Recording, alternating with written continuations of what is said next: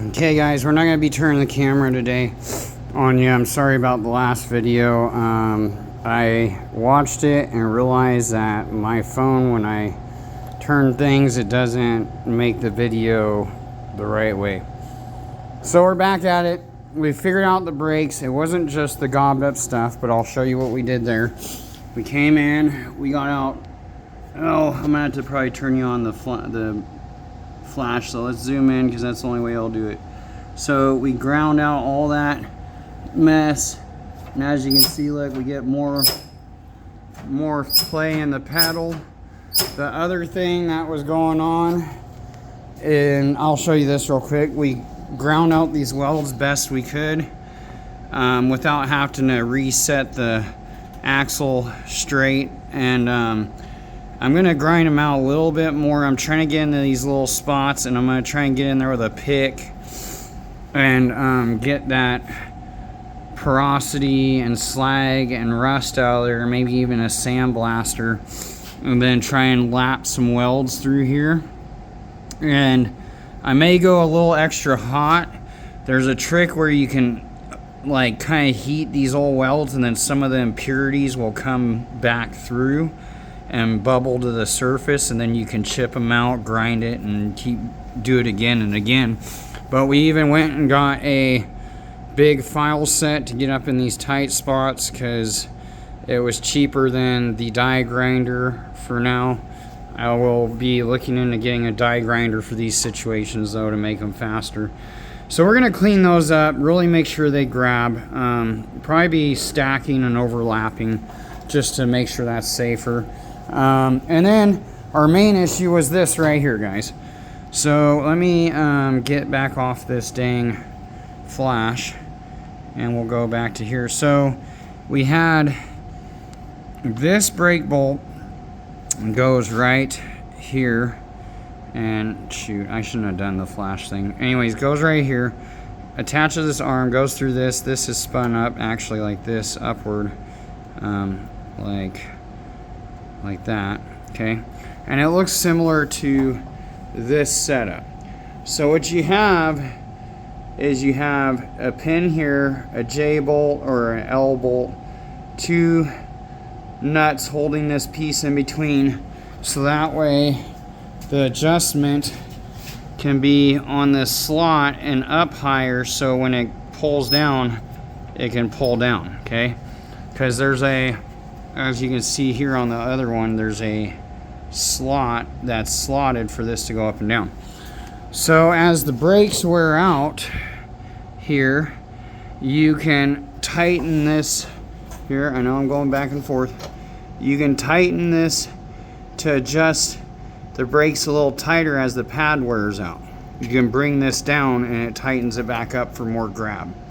When I put my finger out there, it messes things up, but when you do that, it'll pull this down, pushing the brake pad out as it wears down, making it grab again. Sorry about this. I got this throttle cable on there. And then, so between the goop, the bolt, this just wasn't working. Okay, plus there's some really shitty welds, really messed up. And since we had to do so much grinding and stuff, we're just painting the thing. We got the clear on everything. So to make this, you go over to the Lowe's, you get a 1/4 inch by 20 is the thread pitch, 1/4 inch J bolt, and where the pulleys are, stainless steel. You chop it down to match the one that, because this one sheared off. This sheared off completely. It just broke off, so there's not enough adjustment.